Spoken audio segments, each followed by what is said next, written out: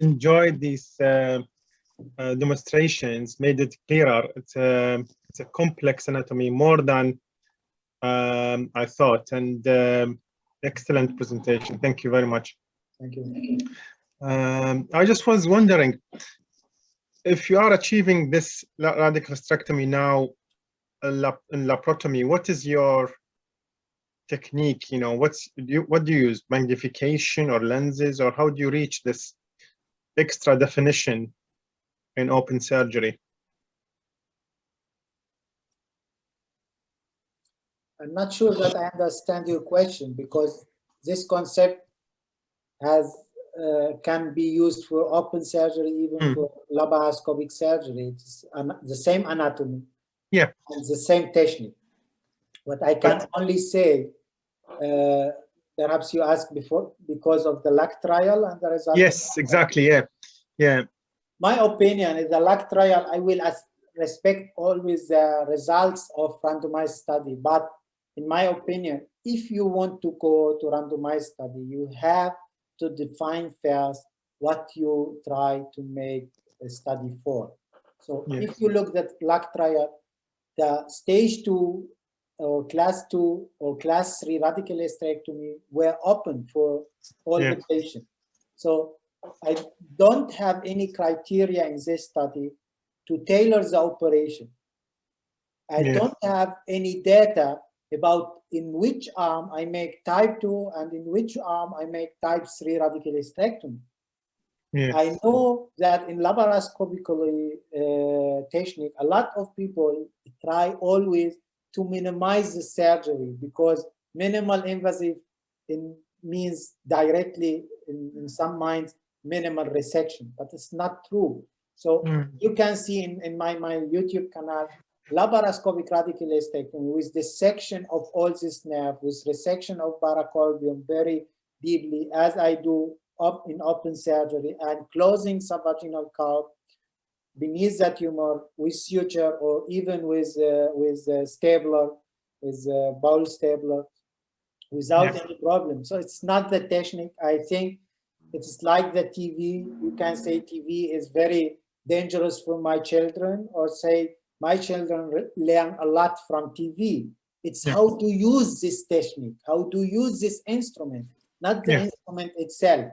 But I respect the data from LEX study, and I discuss with my patient always, there is data. If you want, I will make laparoscopically, but I don't have the need to make it laparoscopically actually, because I did it before. I only have a little bit some pain when I think about my fellows, because they didn't have now the chance to make any laparoscopic surgery for radical hysterectomy. And this is something what we lose, and we will lose more and more in the future. Believe me, if you see the operation, I have live surgery from Okabayashi in 1936, live surgery, very nice. If you look at, you will not find any surgeon who make radical hysterectomy such good and such rapid and very fluently like him. Why? Because we don't practice the radical hysterectomy like the surgeon before. Don't believe that the cervical cancer is not very popular or common anymore. The most important cancer for women still the cervical cancer.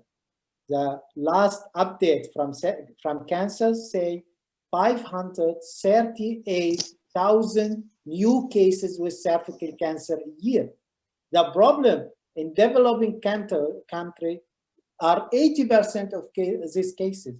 We in Europe or America will not see only maximal 20% of these cases.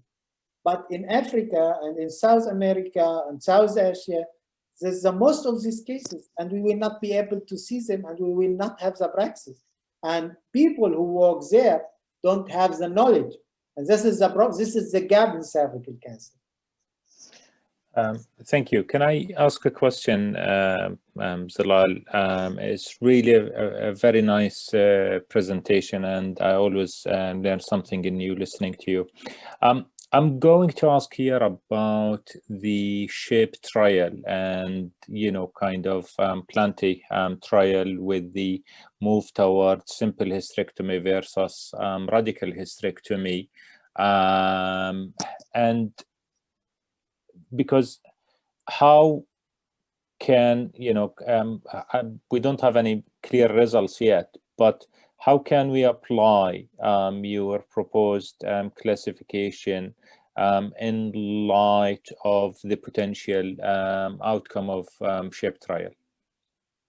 Very good question, because I think in the SHAPE trial, it depends how many patients we will have in each arm. But look, the type 1 radical hysterectomy, or it's a limited radical hysterectomy actually, is an extrafascial resection of the uterus.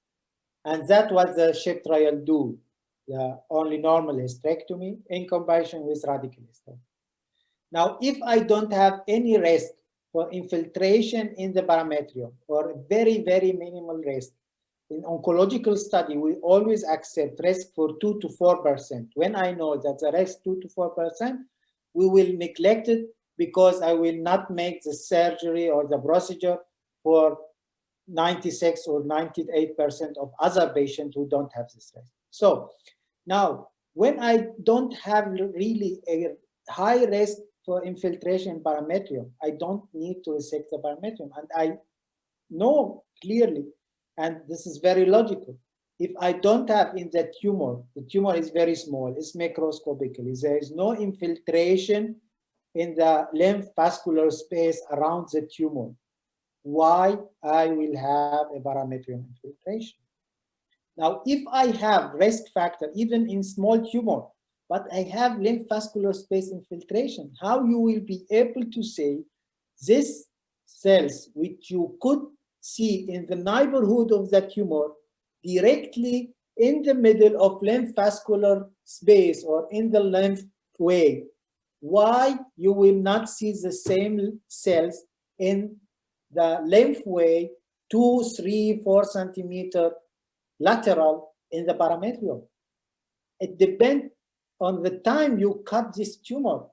Perhaps if you cut this tumor 1 hour later, you will not see this tumor or these cells in this place, but in the lymph vessels. So you need to cut the lymph vessels and all. You don't know now where the lymph vessel will go.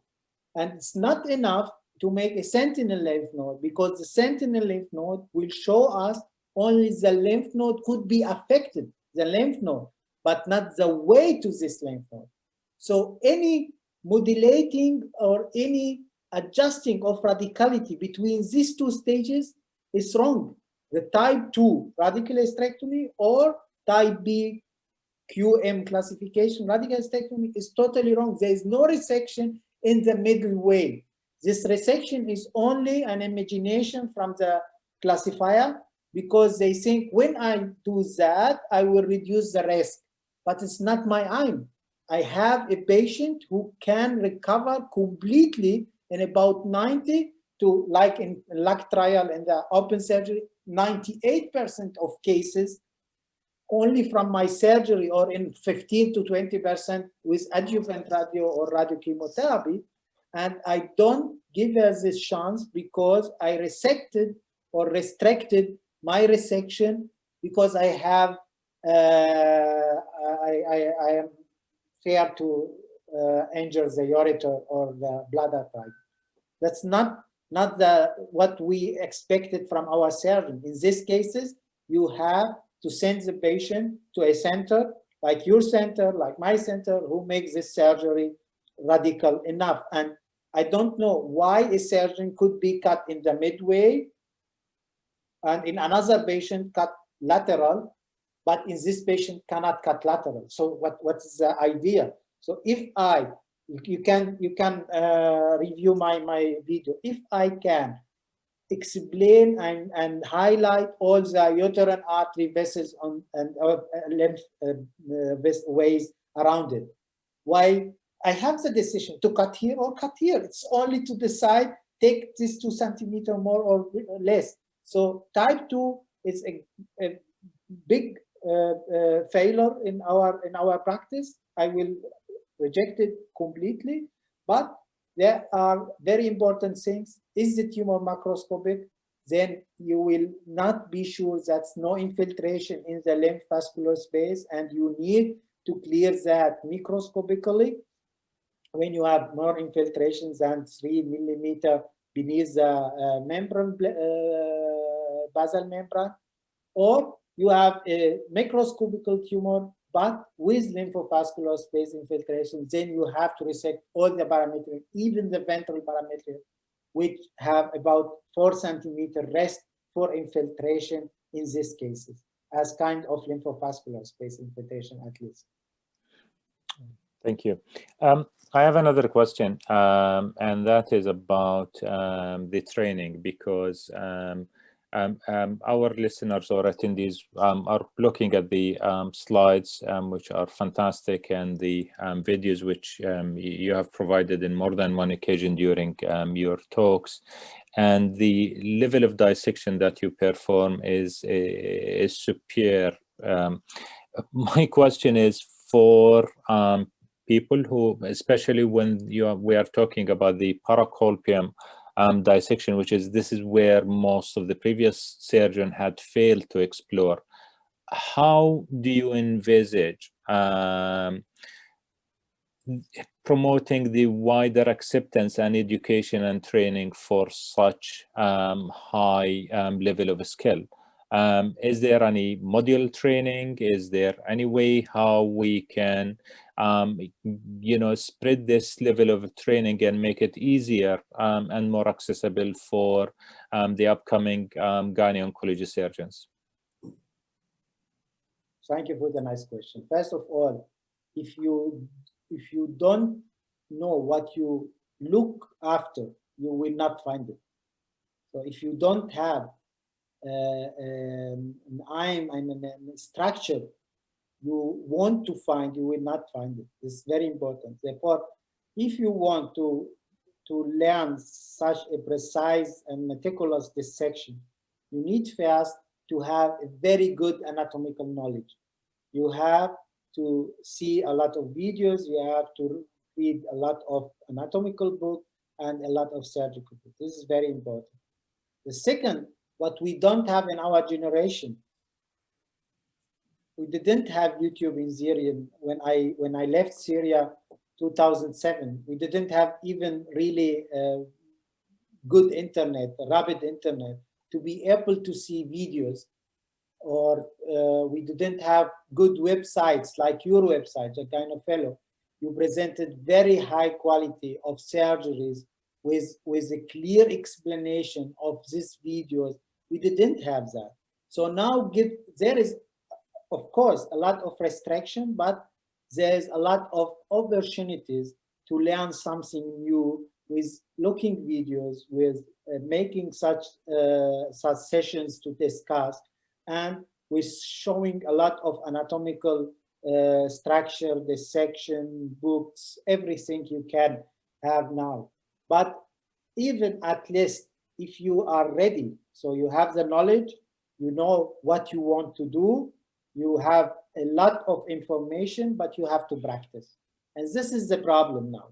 And I say, if the learning curve has to take 2 years with people who didn't see that before, who didn't discuss about that before, didn't, like me, I began with zero, because in all centers I worked always with ovarian cancer surgeon, not with cervical cancer surgeon. And only because I have a good relationship to Biko Shingo Fuji, he saw my laparoscopic radical hysterectomy, and he said in a discussion about 5 years ago, why don't you dissect the pelvic splanching nerve and the bladder branches? And because of this question, I tried alone to find them and to explain them. And then I discovered all this anatomy, even with making dissection at the just did the preparation or something like that. But the student now have this anatomy, so they will be able to reduce or to re-practice this knowledge really rapidly than what we did before, I think. And I have really I'm very optimistic that in the future will be even very lot of good surgeons who can do such a very good operation with nerve sparing, because it's very, very important and big subject. And I tell you, if you see the patient after the operation and the situation as I have in my hospital years ago, had the patient always suprapubic catheter, the patient stay about 3 weeks in the hospital. Most of patients couldn't void really normally after the operation. The nurses have always a big problem with such patients. Now, nurses say me, how you do that? Patient are happy, 3 days catheter, take the catheter out, everything is okay. 1 week, patient went home. So I'm happy because I can do more surgery for tumor, which I myself 2-3 years ago said it's impossible to operate such a patient, but it's really possible. But you have to know the anatomy. The problem is the anatomy and the technique. And if you can imagine the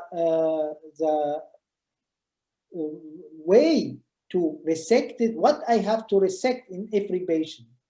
If you can imagine that this patient has infiltration in the vagina, so I don't have the choice. I have to resect the paracolvium. This patient has no infiltration in the vagina. The tumor is small. Why I have to resect the paracolvium? So I'm not one who shout always radical, radical, radical. No, I want actually to make an operation as radical as necessary, but as sparing as it's possible. And sparing is more important than radicality. But I don't spare tissue when I know in this tissue we could have tumor, because I think the surgery still and will be, and it is even the most important therapeutic step for cervical cancer, and it has to be proved. If we all make such a radical hysterectomy as defined today, I'm sure that the radical hysterectomy will go in the another level with result even oncological. Yes, just a comment that your slides does correlate with in obstetrics. The vascular anastomosis is sometimes one of the reasons why bleeding in birth trauma happens and you cannot control it. The amount of vascularization and anastomosis explains why sometimes you have postpartum hemorrhage. It does make sense, and I think there are publications from Newcastle about that. Professor Robson, vascular studies does support these anastomosis you mentioned. So just a comment here. That's very nice, because we have a center for placenta in Creta and back Creta, and I have a lot of nice sonographic pictures. Yes. See this anastomosis between inferior vesical vessels and vaginal vessels, and we can see in every patient this anastomosis, which will be really massive during pregnancy. But it's always nice to see them and to recognize them in not pregnant patient and in pregnant patients. So when you see the anatomy, you will be able to use this anatomy in many indications actually. Excellent. I think we are coming to the close, and I wonder if Mr. Azam have any other comments or anybody has questions. I couldn't see any questions in there. Or Dr. Muthanna, if you have any questions. I would like to thank Zular for that fantastic presentation. And you highlighted the importance of anatomy. Therefore, I always encourage our students to pay attention to the anatomy, and especially the anatomy of the pelvis, for those who are going to be gynecologists and obstetricians. It has every part of anatomy has application, a nerve, anastomosis, a vessel, a correlation between things. We're still learning. So thank you very much. Mr. Azam, is there anything else you want to? No, I want to thank Prof. Zalal for the nice lecture and the beautiful slides and the explanation, and thank you for giving us your time. We would like to take your permission to share this lecture on demand later on with our viewers and listeners. I'd like to thank everyone. It's been 2 hours now, 2 hours and 10 minutes. I think it has been very well used 2 hours. And I hope you all a lovely weekend, and looking forward to see you in a few weeks for another educational activity. Thank you so much. Thank you, everyone. Thank you very much. Thank you. Bye-bye. Bye-bye.